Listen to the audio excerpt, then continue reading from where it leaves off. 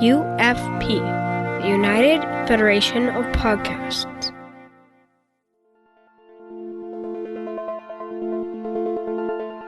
Infinite diversity.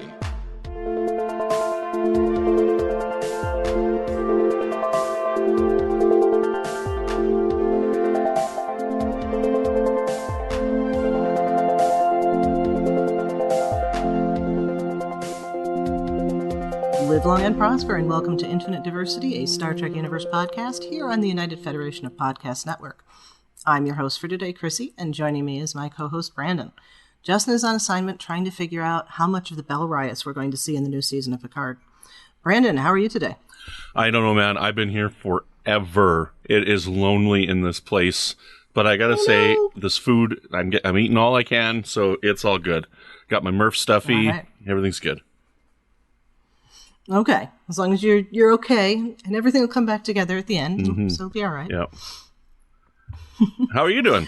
I'm doing okay.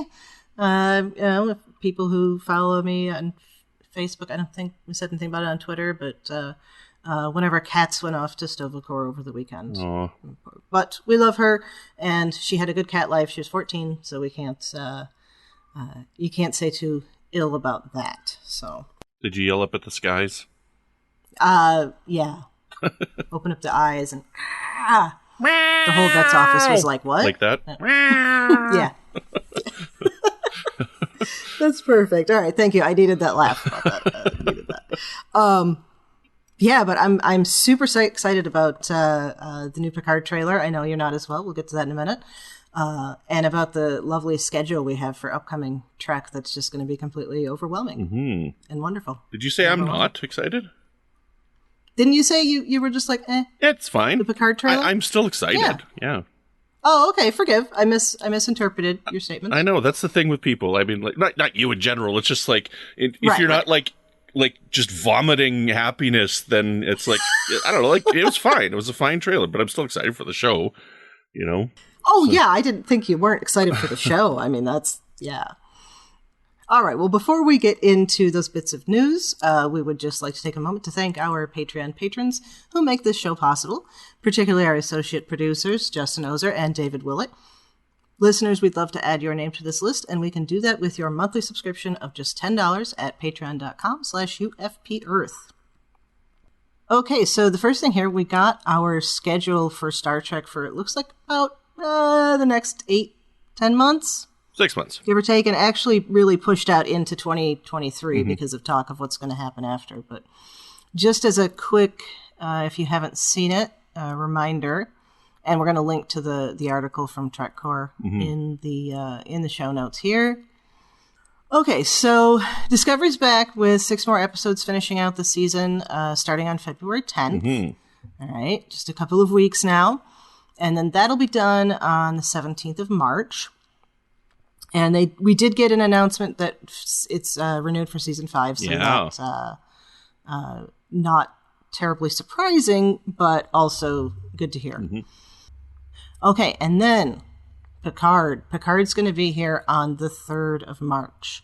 And there's going to be a 3-week overlap with Discovery, which has already made my head explode. Yes, that's going to be a busy couple weeks. That's going to be heavy, and it's going to be heavy because it's going to be, because it's Picard and it's going to be the end of the season for Discovery, so it's just like, we're going to have a lot to talk about, and it's going to be it's going to be nuts. And then last but definitely not least, we have Strange New Worlds to debut on May 5th. That's the exciting one for me. Run. Ooh, I mean, like, it's all exciting. Me too. I mean, I'm excited to finish off season 4. I'm excited to start Picard, and I'm super excited to start Strange New World because I want to see what they're going to be doing.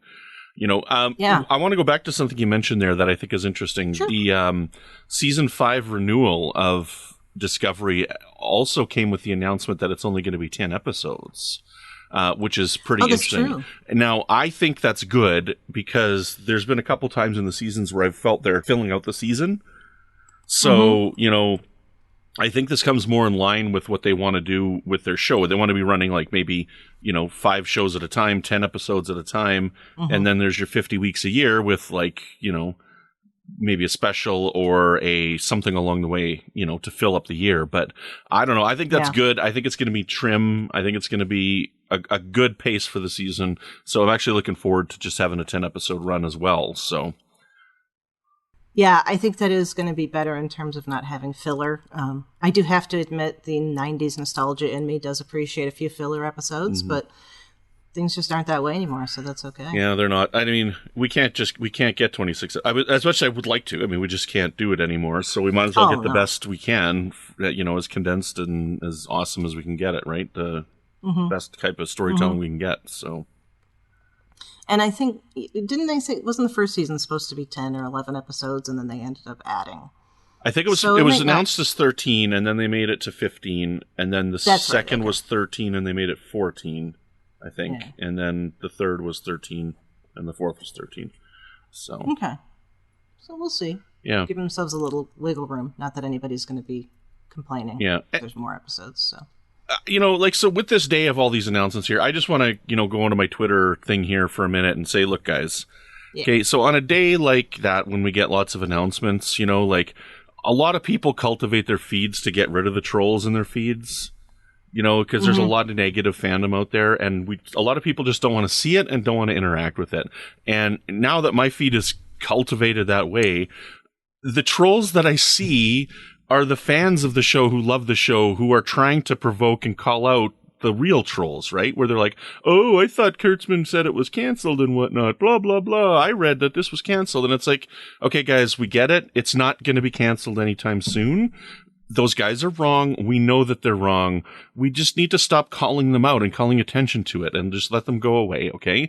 That aspect of fandom will always be there, but we as the real fans of Star Trek don't need to be promoting it any more than it already is. So just get over it and realize that get those trolls out of your life, right? And just focus on the positive, right? And, yes, I don't know. That's me on my advice horse, I guess. I don't know. So.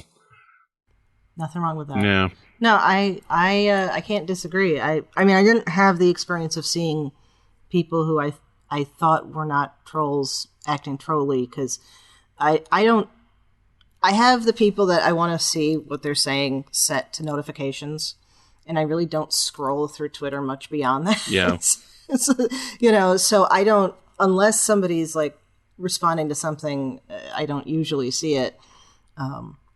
I guess that's kind of like curating. Yeah. But I don't understand why there's still this,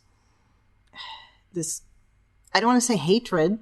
This is not hatred necessarily, but this like crapping on this. It's new Trek. It's good. Okay. You might not like this particular flavor, but there's a whole bunch of it, and you're bound to like some of it. You don't have to like all of it. Right. Yeah. But. And it's the same argument that's been going on since, 86 now. And arguably, I'm sure there were people that thought this about the original series movies, too. We just didn't hear about it. You know what, Chrissy? I'm going through, finally, the bonus features for my Blu-ray box set for Enterprise. And it is amazing stuff. If you haven't watched it yet, you need to watch it. Brannon Braga is so bitter over fandom at the time because there was just so much negative vitriol over Enterprise at the time. This is not new, guys. This is not new. It's been around, but it's really, really fascinating to listen to how much fandom wore down Brannon Braga over Enterprise. It is absolutely fascinating to listen to. I'll have to do that, because I don't always jump on the special features and stuff, so that often gets set aside for me. But that, I feel like that might be a clue as to why there wasn't more of a fight to keep it going. Yeah. I mean, I know UPN was dissolving, but they could have kicked it over to syndication. You could have done something, yeah. I don't know. It's just, I recommend, if you haven't seen the bonus features for Enterprise, check it out. There's some great stuff in there. There's like an hour-and-a-half conversation between Rick Berman and Brannon Braga, and it's amazing. It's from the heart. There's a hour-and-a-half there's something weird. Okay, there's an hour-and-a-half conversation on the second season between all of the cast, and cool. 30 minutes in, so all of the cast and Brannon Braga, and about 30 minutes into it, Jeffrey Combs comes in, and Connor Trinneer disappears. They don't acknowledge it. That is weird. He's just gone. like, so I don't know if anybody knows if there's bad blood between them or something like this, but it's just, they bring it in as if it was planned that Jeffrey Combs was supposed to come in late and whatnot. Like they do this thing when he comes in. Yeah. But as soon as Jeffrey Combs comes in, Connor Trinneer goes over and I think he hugs Anthony Montgomery and they say goodbye and he just leaves. And then we don't see Connor Trinneer for the rest of the interview. And I'm like, what just happened? That is the weirdest thing ever. Because like that takes effort to get everybody there. And to leave 30 minutes in when somebody else comes in is bizarre. Yeah, I don't know what to think about that. Oh. I tweeted out. Nobody said anything, but if you know anything, let me know. Tag me and send me a message or whatever, because I am curious to know. Interesting. I definitely have a... But he said goodbye to people. He didn't just disappear. Yeah, he like hugged... Like, he hugged Anthony Montgomery and then like was gone. So, I don't know.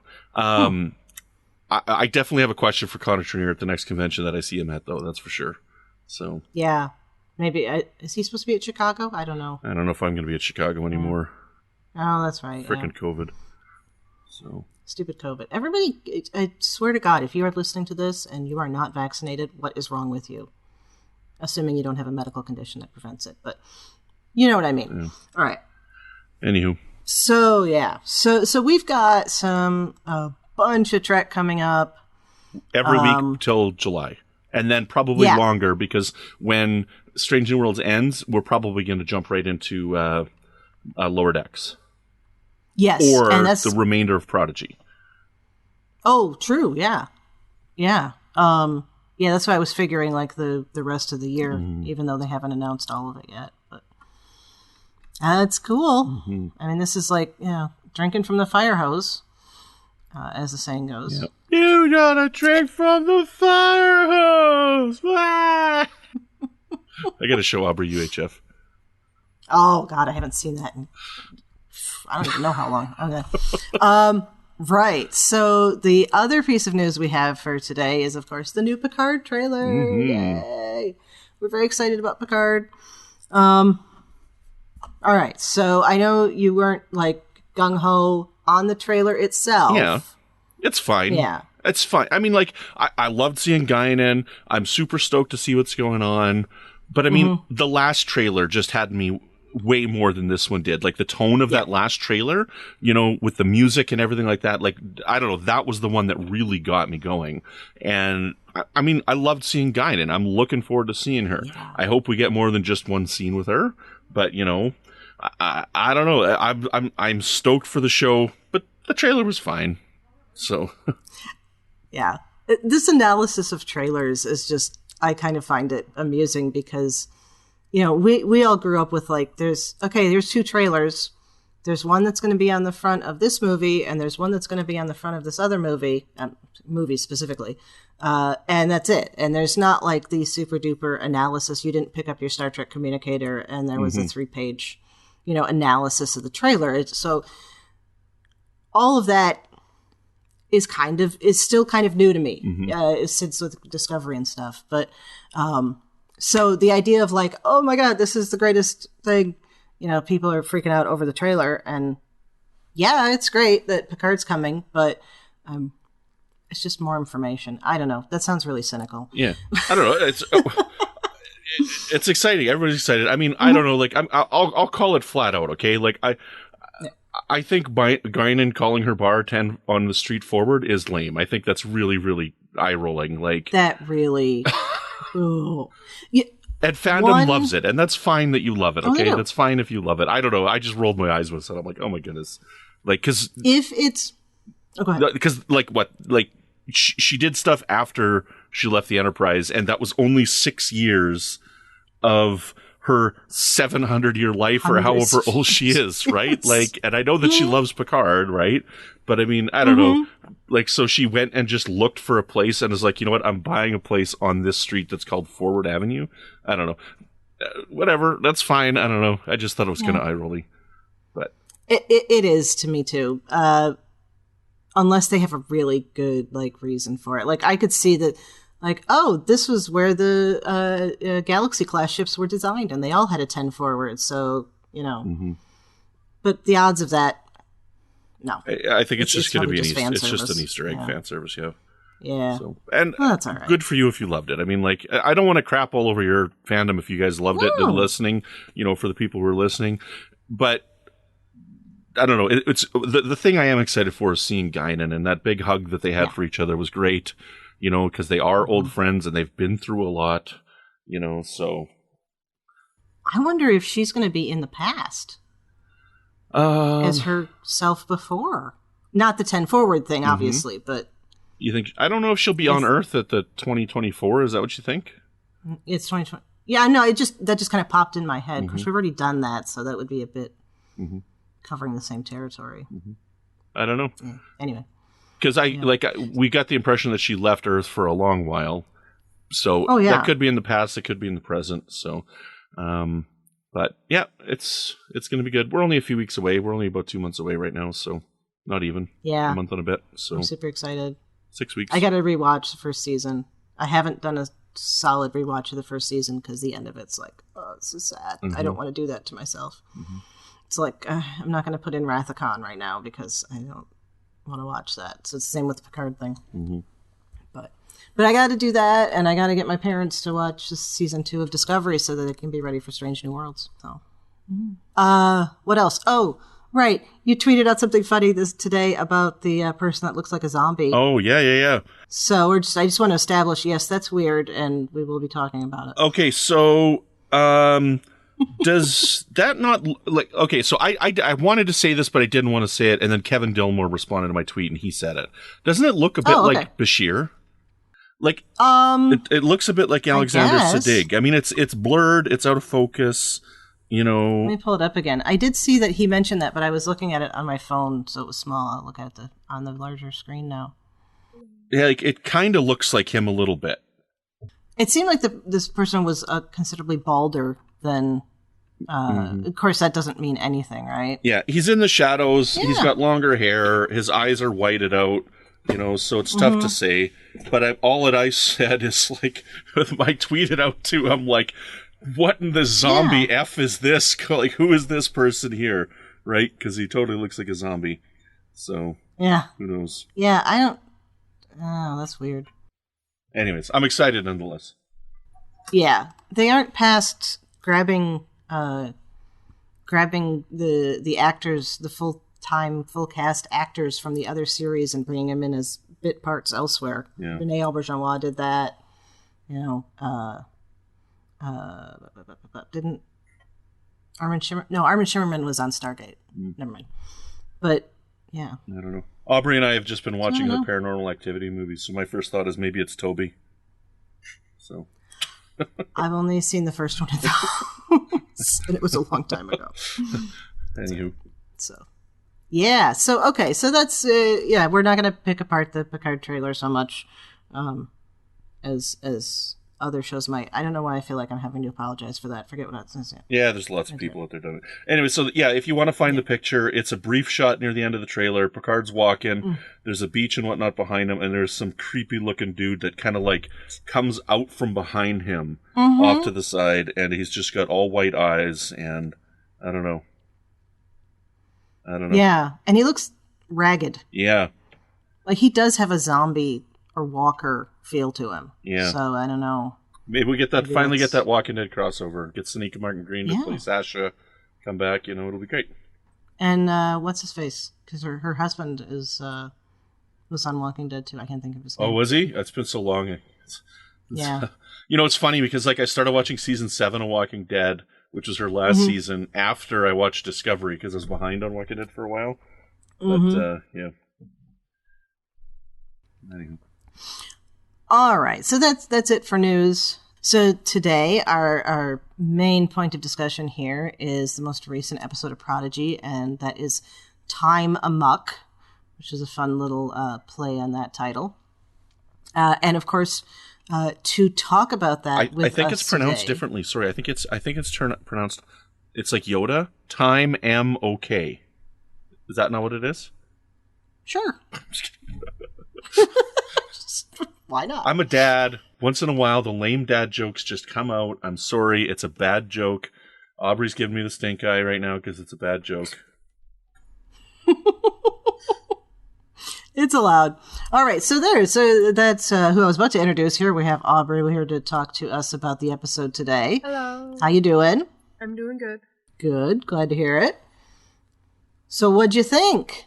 I really liked this one. It was really different. Good. I don't think what was anything different about it? like this has happened before in Star Trek. She's got a lot of Star Trek to see. There's nothing. Yep. This is a very new time travel effect. We haven't seen anything like this before. But I suppose you're right. We've seen a lot of time travel, but this type of time travel where people are going at different speeds, this is new, this is original, this is unique. I don't think we've seen anything like this. Like the only thing that we've seen where people go at different rates, I guess, would be in that original series episode. Well, I don't remember what it's called, but when the guy Blink drinks of an eye, Blink of an eye, when he drinks the water, one of them's Voyager. Yeah. He drinks the water and he goes out of like temporal phase or whatever. There's that. So I think that'd be kind of the closest one. I like that episode. Yeah, the Davidians were slightly out of phase, but not slow. They like or fast even. Not that. Oh, I see. Yeah, they didn't appear. They were out of phase enough to not be visible. Yeah. Yeah. You know what? I laughed, but I was wrong to laugh. You're right. Yeah. Yeah, you were right. Yeah. Well, okay, so, Brandon, what do you think? I love this episode. This is the best episode of the series so far. And I thought it was fantastic. There were so many wonderful moments in this. Like literal fan moments for me that were just like, oh, yeah. Like just to call them out right off the bat, like when the wave goes through Janeway and it makes like multiples of her, I'm like, oh, damn, this is awesome. When, what's his name? The robot there? When he comes out in Chakotay's voice and is like calling out Chakotay's authorization code, like I was like, oh yes, like that was amazing. I loved that moment. And then my heart was broken at the end of it with Rock Talk, and yes. I loved that Rock Talk was the hero of the episode. Best episode of the series so far. I loved it. All right. Well, I can't say as I disagree. You guys know me. I'm not big on picking favorites or best or whatever like that, but it was definitely an excellent episode, and it had a lot of very, as I've been saying about every episode of Prodigy, it had a lot of those Trek story points, and that Trek feel to it that, I don't know why I'm surprised every week that it's there. I guess I was anticipating being disappointed, but, far, far, far from it. Mm-hmm. So, yeah. And I do like the way that they've been introducing those kind of Trek tropes. Like, this is the time goof up week. And then, last week was the deceitful ally, think as an ally, then turns out to be the baddie, and coming together as a group and things like that. And that's continued. So, Aubrey, what did you think about how the time anomaly worked? Like, that they were all separated. They were kind of in the same place, but they weren't, and they were working functioning at all different times. So how did that work for you when you were watching it? It was pretty cool. I like the way, how they showed that it was going up and down. Mm-hmm. It made sense. But I feel like Jacob Pog should have had less time. Because if Rock Talk was, there for years, then Jacob Pog should have had way less time. I know that they need content and everything, but, he should have had less time. Mm-hmm. He had, 4 or 5 minutes. I think, because they animated it was slower. I feel like he should have had less time because Rock Talk had so much. Well, Janeway said that they had 10 minutes until the ship exploded, but it did explode pretty quickly. Yeah. But I see your point in that if Rock Talk was slowed down to the point of, which we'll discuss, probably years, then Jankum Pog should have had, fractions of a second, right? But, they do need to tell the story and whatnot. But the thing that I want to ask you about, Aubrey, is did you catch the connection between the storyline of them being separated, but needing to work together, to the initial thing of the chicken problem, where they were together and trying to solve a problem. Did you catch that? Yeah. Yeah. What'd you think of that? It's funny how they couldn't solve a problem when they were all together, but they literally had to when they were all apart in different times. Yeah. Yeah. Well, impending death will do that to you. Yeah, that chicken wasn't impending death. No, it was for the chicken. Well, technically, it was. It was impending death for the chicken, yes. So, that's an old problem, though. You know the solution to the problem there, Chrissy? No, No, I don't. And it's one of those, like, I've heard it many times. Yeah. But I've never thought about it beyond that's annoying. We talked about it. You know, Aubrey got the idea. So, do you want to tell him what the solution is? All right. Yeah, tell us. I'm pretty sure you bring you bring the chicken over first, and then you bring the seed over. You bring the chicken back, and then you bring the fox, and then the chicken. Yes. Oh. Yeah. Okay. Because you gotta. One of the trips has to be the chicken coming back, right? And you do have to take the chicken first, because then, like, the fox isn't gonna eat seed, so that's the only combination that it doesn't go completely wrong in. Yeah. That's really cool. You know what? It didn't occur to me to take anything back. Mm-hmm. And Zero kind of comes up with that when they're talking about it. So, but that's the glitch in the problem that people usually don't catch on that problem is bringing the one thing back. So, but they say you can't leave the chicken with the grain because the chicken will eat the grain. You can't leave the chicken with the fox because the fox will eat the chicken. But it's okay to leave the fox with the grain because the fox is not going to eat the grain. But you can't leave the grain with Jank and Pog because Jank and Pog's going to eat the grain. I mean, pigs will eat anything. Yes. True. Why didn't he have some chicken nuggets? I don't understand that. I could have had some chicken nuggets, yeah. So. Yeah. All right. So, what about the working together thing? Now, I am interested in your thoughts on this, Aubrey. How often do you have, like, group projects at school? Not that often.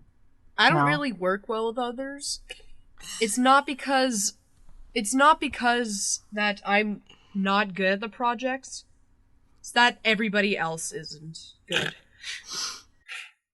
I'm actually should we call you dull? Should we call you dull? You don't work well with others? Sure. That sounds a little more Zero to me. Of just like, here's everything that you need to do, and just don't do it, and then, whatever. I am 100% in agreement with you. I always hated group projects in school. I never assigned group projects if I can help it as an instructor. So maybe that's why I didn't get the chicken problem, because I'm always thinking, like, I'll just have to schlep these across by myself anyway, so what does it matter? What about you, Brandon? How are you in groups? I wasn't very good in groups in school as well. I didn't like group projects because I felt like I always ended up doing like the lion's share of the work.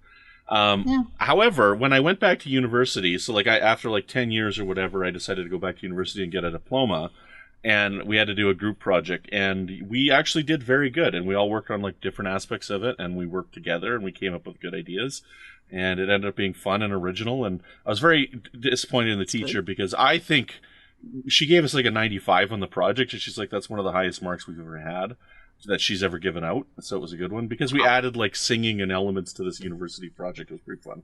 So love it. Yeah. All right. Let's see. Talk about what the diviner is doing. We see our Ferengi daemon again, briefly talking to the diviner. And the diviner, it sounds like he's been getting a lot of false information. Mm-hmm. People just looking to get the reward. Yeah. Just looking to get the money. Yeah. But she had the right information, and then Dreadnought goes and connects himself to the ship somehow. So, before that, he says, or no, it wasn't before that, it was after. He says that that Gwyn is the diviner's greatest mistake. So what do you think about that, Aubrey? I thought it was pretty cool. I mean, like, I don't know exactly what he meant about it, but okay, we kind of already knew that the diviner was more intrigued about the ship. I don't know if that's the right way to put it, than his daughter. Mm-hmm. And Gwen is pretty cool, so I don't see where he's going with this. But yeah, I think that he said is the greatest mistake because Gwen has now turned against her father, right? So it was a mistake to make her. And he was saying earlier in a flashback, he was saying that, I can't remember exactly, but he said something about you shouldn't be doing this, making a child. Yeah. Right? The robot said that. What's it? Dreadnought? Dreadnought. So. Yeah. General Grievous. Mm-hmm. Yeah, it's pretty obvious that Dreadnought does not like the idea of Gwen, or the actuality of Gwen. What do you think about him being able to just go replicate himself in the system from however far away they are? I think that's Does that make sense to you? I think that's a cool idea, but it doesn't make sense. So this is what I think happened. So because it's too far away, right? And the diviner says something on the lines of, okay, so maybe we can't go there to the ship, but we can do something else. And so he sends a file.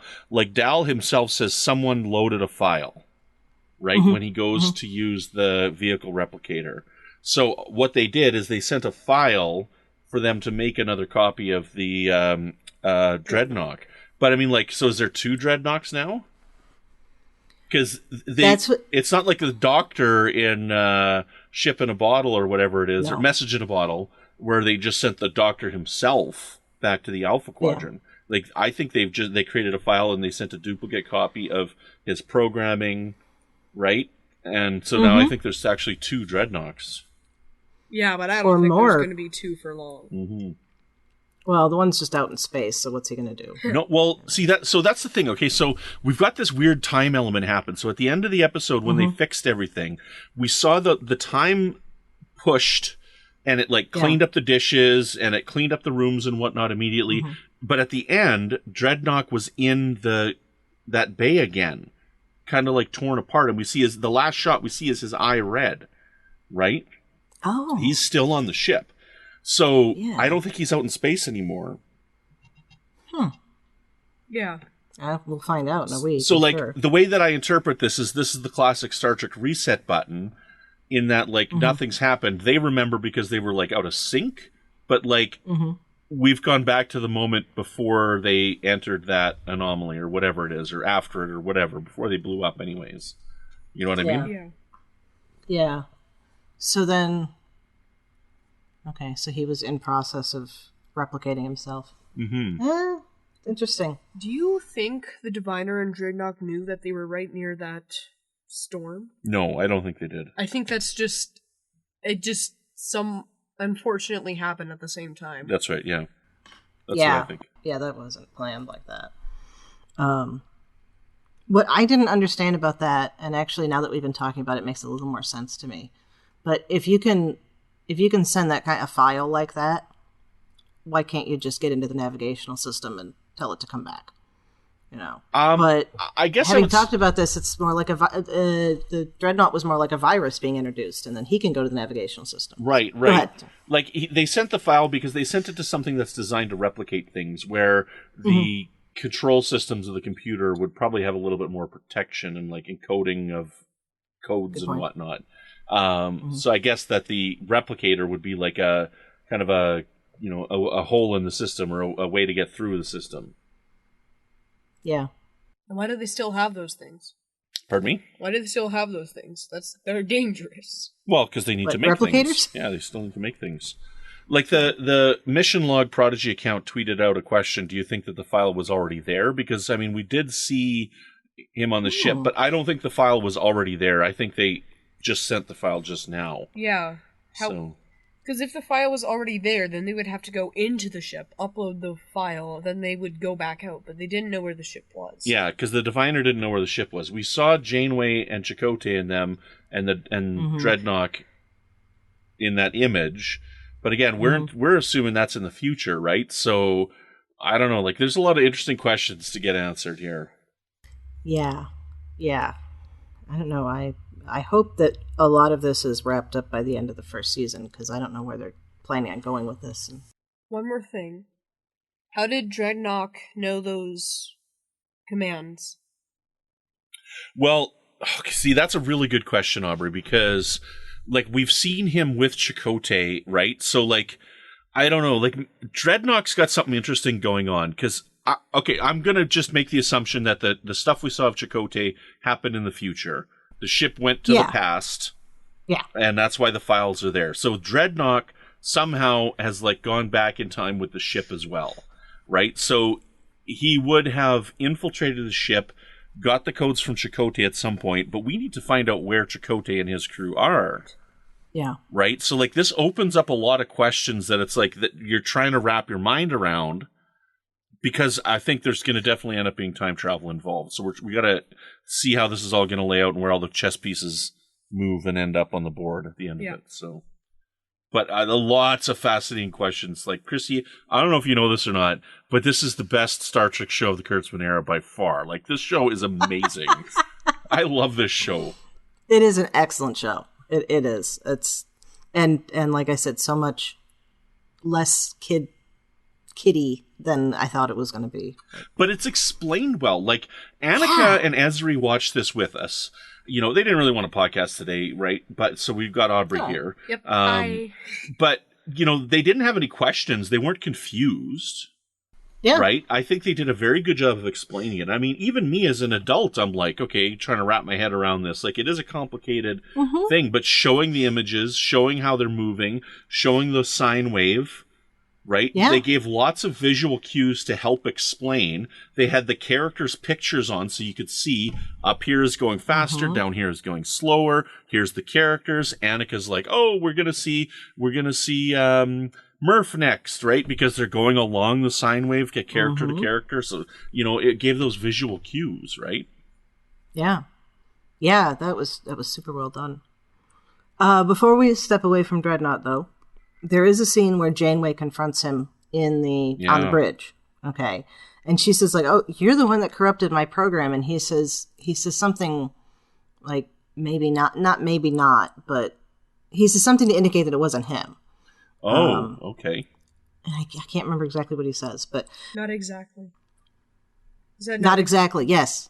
Thank you. That's exactly what he says, not exactly. Oh. So I'm wondering if we have a situation like Data in Clues, you know, where not exactly, because she would know if she had made the decision to not talk about these things the way Data did, but where you have this issue of you're not supposed to know these things, and it's imperative that you don't know these things. So maybe Chakotay wiped that part of her program. Oh. I don't know. Oh, that's a good idea. Oh, that's an interesting idea. Yeah. And then the other thing about him having the codes like that made me think of Brothers. When Data impersonated Picard and created new codes. Yeah. So, I don't think you've seen that episode yet. That's a good episode. It's a very good episode. But yeah, I think we've got a lot that we're going to be learning. And I'm curious how many Dreadnoughts there are. At least 47. Well, at least. In every dimension.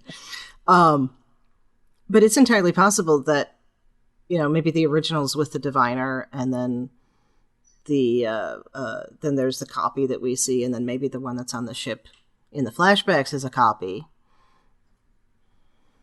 I don't know. We'll find out. Do you think in the next episode they're going to make more copies of Dreadnought? No. I hope not. We'll see Dreadnought, but it won't be more copies, just the one. Why just the one, though? Wouldn't it be easier if you had a whole army of these killer robots without feet? It would, but I just don't think we'll see. Yeah, what's up with his feet? I noticed that too. That was really weird. I never noticed his feet in the past, like in the previous episodes. Nor have I. So, but those are like just these pointy little sticks on the end of his feet, right, or the end of his legs. So, which seemed like they should be weapons, but he didn't use them that way. No. We'll have to see when we see him with the Diviner if we see his feet. I don't remember it all. Yes. People keep an eye out for the robotic feet. Well, I mean, there you go. Zero's feet can come and go at will. Yeah, what is that about? That's true. Right, so... And I don't I feel like flying today. Did we see Jankum-Pog change his hand before?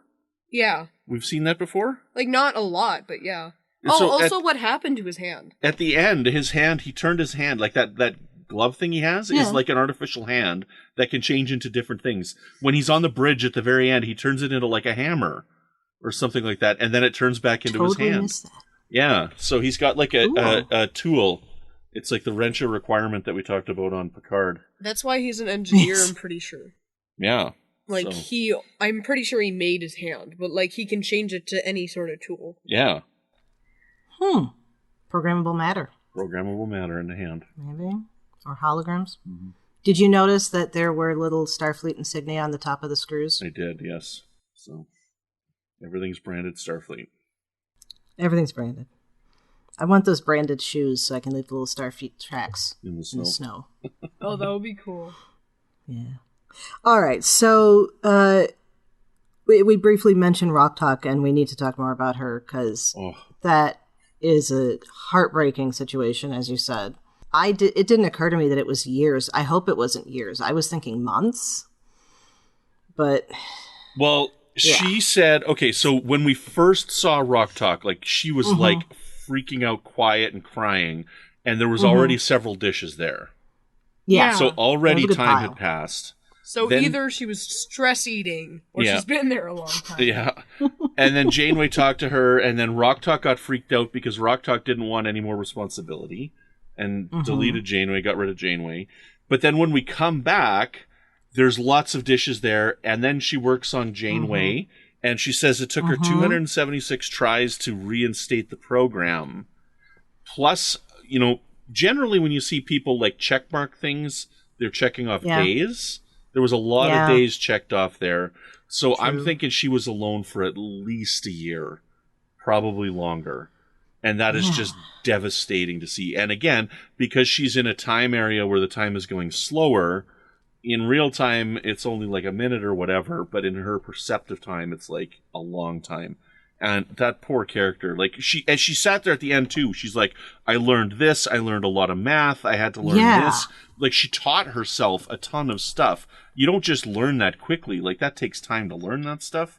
Yeah. You know? I would like to discuss the video that Gwen sent Rock Talk. Okay. When Dal was playing his video game, he mentioned that it was faster. Why wasn't the video slower? It technically should have been slower. But it wasn't. I know they need to send a message, but, like, to make it, I don't know, how do I put this? No, I know what you mean. It should have been, like, zzz, on the screen, and then done. Yeah. I'm assuming that the computer automatically determined how to play it at the proper speeds that it was intelligible. I feel like it would have been better if Gwen sent Rock Talk a message, like, not a voice message, like a typed one or something, because then it would just be better in my mind. But like, I hadn't thought of that, but that's a good point. I'm gonna say, like, because Janeway said she had to adjust her program to account for it, so let's just say the computer did it. Did Gwen just talk super fast? No, it's like a record player, and it's playing in either 33 RPM or what's the other RPMs? 45. There you go. Yep. I don't know the records that well. I don't either, but I know 45. Right.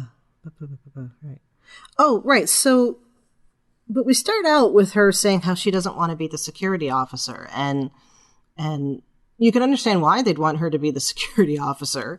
The other Brickar we met was security officer, right? That's right. I think in the books. And so Aubrey, what do you think about that? With that they were kind of pushing her into something she didn't want to do. I don't think they were really pushing her. I think it was just like there wasn't really another spot for her. I don't think they were pushing her too hard to be a security officer. Okay. They just gave it to her, and then Rock Talk's like, I don't want to be the security officer. Yeah. Because I don't think they would push. I don't think they would push too much. Okay. I thought that was there was a very heavy Trek message in there of, you don't have to do what's expected of you. Yeah. And you shouldn't judge people by their appearance. Because certainly she looks like she could stand in front of stand between you and somebody who's shooting at you and be fine. But that might not be the case. Mm-hmm. Is she going to be a security officer now, though? No, I think that she's going to be... I don't know about engineering, but what if she ends up being captain? What if Rocktalk ends up being the captain? Because, again, she's learned a lot, and she's grown, and Janeway herself was like, you've matured since I last saw you, right? Like, what if Rocktalk ends up being the captain? I am okay with that. Captain Rocktalk, you better believe that's fine with me. Yeah. I can handle that. I don't think that's going to happen. But probably not. It's probably going to be Gwen. It's better not be Dal. Dal's a bad captain. Yes, he is. But why was Dal the captain in the first place? He was just like, he just self-appointed himself, yeah. Mm-hmm. But see, I think it's fascinating that we finally have him admitting to Janeway that they stole the ship.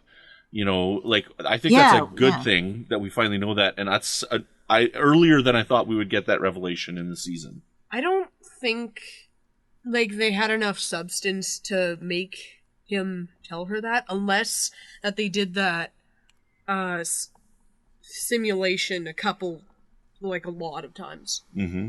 But it seemed like it was the first time that they did that because Janeway was saying what they were doing. Right, yeah, they hadn't done the chicken simulation many times, but then they gave up pretty quickly. Right. Yeah, I don't think that Dal would have done that, because he literally did that other test hundreds of times. But I think it built upon last week's episode, because at the start with Janeway giving her log, she's like, the crew is still pretty down after their mission to that planet last week, and so we're doing this exercise to help them work together better, and that's when Dal got frustrated. So I think it's just building on last week's failure that made him admit it right away. Yeah, they only did the chicken thing once, but they had the failure last week with the first contact situation. Mm-hmm. Yeah. Okay. And there's other team building exercises like that. There's the one with you have two boards and you have to go across the river. I hate that one too. Yeah, my favorite's the oranges from chin to chin. Okay. When you put an orange in your chin and you go to the next person, you gotta take the orange. Yeah, no, I know what you're talking about, but I've never seen that as a team building exercise. That was always a embarrassing teenagers at a party exercise. Yeah, I was just again, that's that dad joke that just doesn't always hit. Okay. I'm sorry. I know what you're talking about now that you explained it, but I don't think anyone has done that since ever. Since ever? We're doing that right after we're done podcasting. No. Yeah, that's.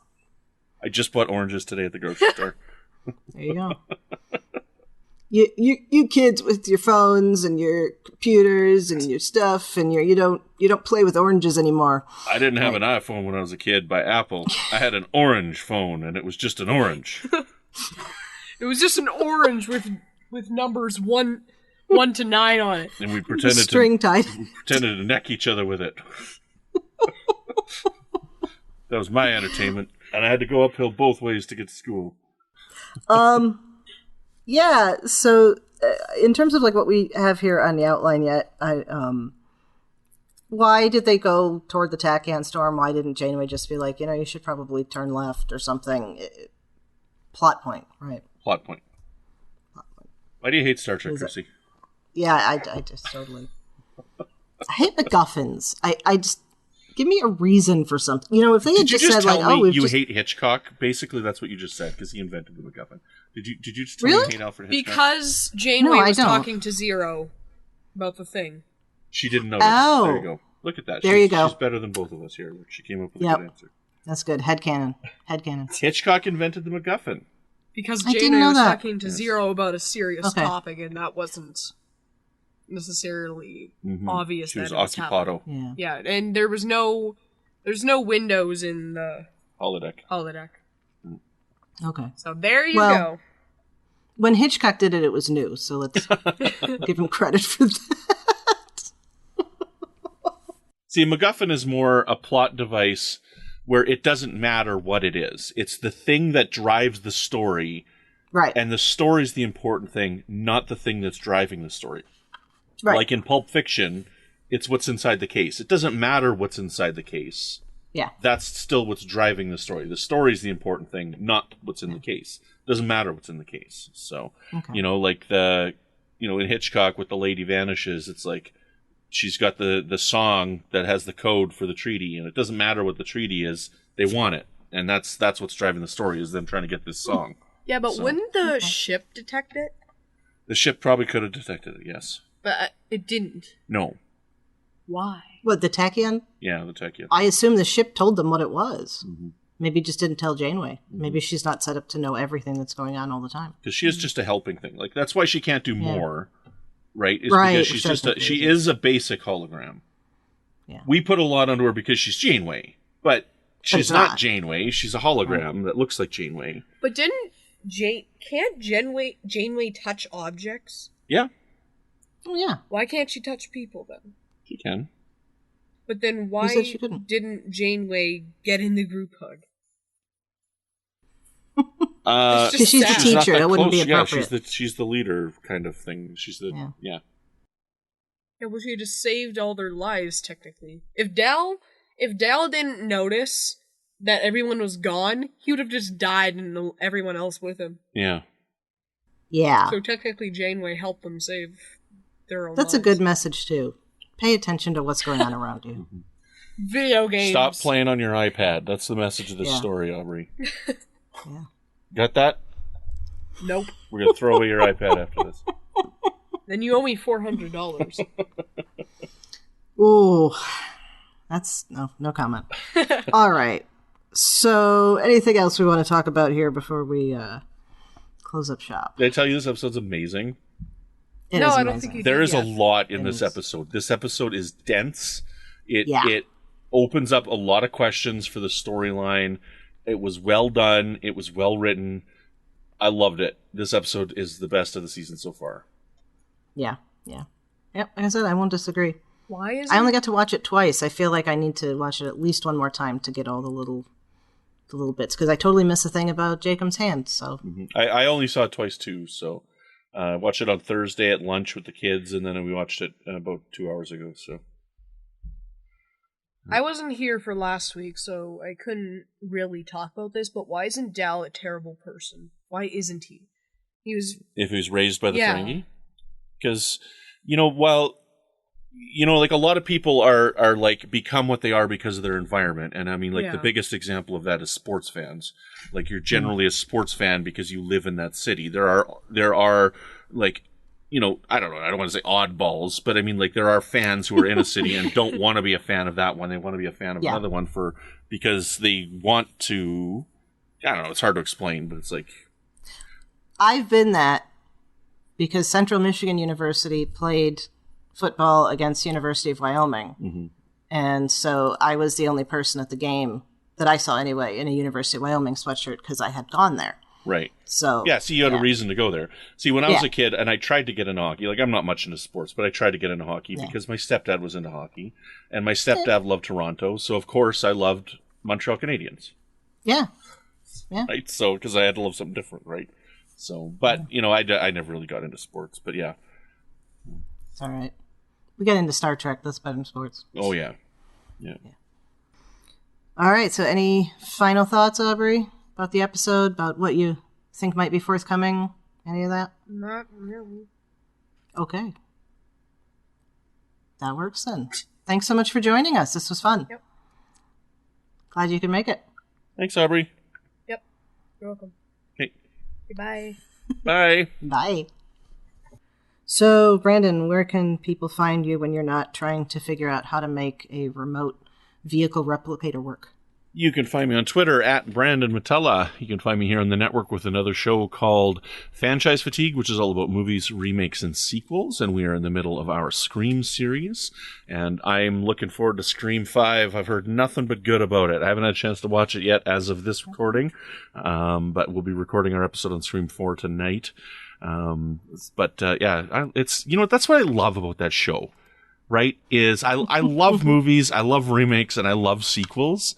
And I love when a new one comes out because it gives me a reason to revisit the old ones when there's so much stuff out there to watch. It's like, when do I rewatch it? When a new one comes out. And that's why I love franchises. So Scream 5 is supposed to be really good. I've heard nothing but positive reviews on it, so I'm so looking forward to it. And, Zach, this is his first time watch, so I'm exposing him to something wonderful, right? And he's loving it. Nice. So this is... So Scream 5, that's the one that's new, that's just called Scream again? Yeah, that's right, yeah. Okay. Yeah. Okay. Cool. So I'll call it Scream 5. So. Oh no, that's fine. I just was clarifying because I didn't know. Yeah. I didn't know there'd been 4. And then I've also got a Good Evening, an Alfred Hitchcock podcast over on the Fandom Podcast Network, which is all about Hitch's movies in chronological order. And coming out very soon is our episode on The Birds, which is my favorite Hitchcock film. Classic. So. Even people who don't know Hitchcock know The Birds and Psycho. And those are so good. Yes. Chrissie, you guys going to do Ghostbusters anytime on Franchise Fatigue? We talk about that? We were thinking about it. It. No, we haven't done it yet. We had planned on it when it was originally scheduled for Ghostbusters to come out. Whether it was that 2020, I think was the first time it was supposed to come out. For Afterlife, and then we just postponed it. And when it came out, Matrix was out and Scream was coming. So we're just like, we'll get to it at some point. Like, I don't love the Ghostbusters movies. I will say, I don't hate the all-women Ghostbusters like fandom seems to. No, it's good. I think it's a fun movie. I don't really like the humor that's in it. Like, some of the jokes like that, like the way that they talk, where they're like, I don't know, like some of it's not very funny. I just don't like that tone of humor. But I think the movie is a lot of fun, you know? And it works for me. I don't know why people just hated it, but yeah, I don't know. It's sexism. It could be. Probably is. So, but I've seen it a few times. I think it's a lot of fun. That was Esri's first one, and she loved it. Oh, and I love it. So the new Ghostbusters actually at the cheap theater right now, and my wife just texted me while we were talking here, and she's like, Esri wants to go see this. Can you take her on Tuesday? So I guess I'm going to see Ghostbusters on Tuesday because I haven't seen the new one Afterlife yet. No, I haven't yet because I wasn't in a rush. Because again, I don't love the Ghostbusters movies. They're good. No, I got it. Yeah. You might want to watch the first one with her if she hasn't seen it at all. The very first one? The very first one. Okay. Because that's the connecting piece. She'll be fine without it, but it's better. Okay. And then bring a big old box of tissues. Yeah, the end is wonderful and heartbreaking. Okay. Enough about franchises? Franchises. Yeah, enough about franchises. Yes. Yeah. Chrissie, where can people find you when you're not being split into 5 different quick images of yourself before you coalesce back into one? I do that a lot. Right, so in addition to because you're a teacher, right? You gotta like. Oh my God, yes, yes. Literally, before we started recording, I was writing a quiz, and I had Prodigy on rewatching, and I'm like trying to do 2 things at once. Not good. But anyway, so right, and in addition to here on Infinite Diversity, you can find me on History with the Szilagys here on the UFP network that I do with my partner Jason. And I'm happy to chat about all of our shows in the Federation Council Chambers on Facebook. And I'm also on Twitter at The Goddess Livia, that's TheGoddessLivia, where I tweet about Star Trek history and leftist politics. Oh, and I will say with history, I did note that there was a historical connection in this episode. But I didn't want to try to shove a Chrissie's History Corner into this right now. So it's on the list for a future History with the Szilagys. Nice. Is it Apollo 13? Yeah. Yes. Right on. Yeah. That's cute. That was a good reference. Mm-hmm. So. All right. Brandon, why don't you tell our listeners about all the other fun stuff they can listen to on our network? Join Amy Nelson and Mark White as they discuss all good things, covering all Star Trek all the time. Join hosts Rhea Papageorgiou, Kevin Scharf, Amy Nelson, and Joe Keegan discussing TNG on board the Galaxy class. And if you listen to their last episode, they actually had an interview with Aaron Watke, who is like one of the writers of the show Prodigy. And he's talking about his Star Trek fandom and whatnot. So that was a really great get of theirs. I haven't had a chance to listen to the episode yet, but I saw Justin's comments on it, and he says it's a wonderful interview. It just came out on Friday, and today's Sunday. I just haven't had a chance to listen yet. Yeah. So, yep, that's queued up for my commute tomorrow morning. So nice. Looking forward to it. Who wouldn't want to be a kid again? Join Chris Trabuzio, Patrick Devlin, and Casey Pettitt talking all things under the Disney umbrella with Mickey's Marvels. Take a stroll through Star City, discovering all things that make Arrow Arrow with Lance Laster and Cavante Chillis on Always Hold On to Arrow. And dive into some cryptozoology with Ken Tripp and Zach Moore as they take a lighthearted and fun look at the cultural phenomenon of Bigfoot on Sasquatch. All right. Well, thank you so much for tuning in to Infinite Diversity. Thank you to our executive producers, Ken Tripp, Tony Robinson, Zach Moore, and Brandon Shimatala. Thank to Zach Tripp for the wonderful theme music and Tony Robinson for the awesome show art. Please rate and review us in Apple Podcasts or wherever you get your podcasts, and please subscribe there as well. If you'd like to reach out, you can find the network on Twitter at UFP Earth, or our show specifically at IDIC Podcast. You can also talk about any and all of the UFP podcasts in our Facebook group called the Federation Council Chambers.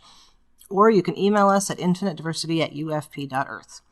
On the next episode, we'll be talking about the next episode of Prodigy. The title is A Moral Star, Part 1. See, I was right about last week's. My source was good. Yeah, oh, right. That's true, yeah. For this one here, Time Amok. Cool. So, yeah. Moral Star, all right. Until then, peace and long life.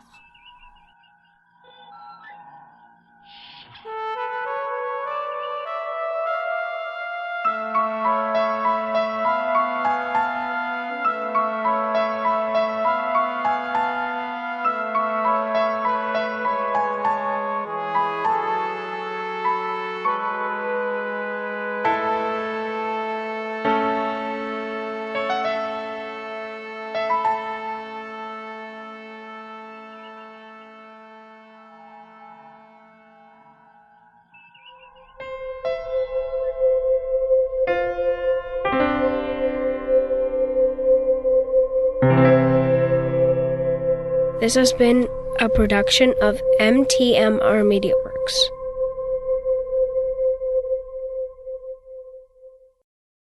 We just finished watching season 3 of Lost in Space, so we were thinking about the chicken. What's her name? Betty? Yeah. Is it Betty? They have a chicken on there, so. I haven't seen it. Are you talking classic Lost in Space or the new one? The new one.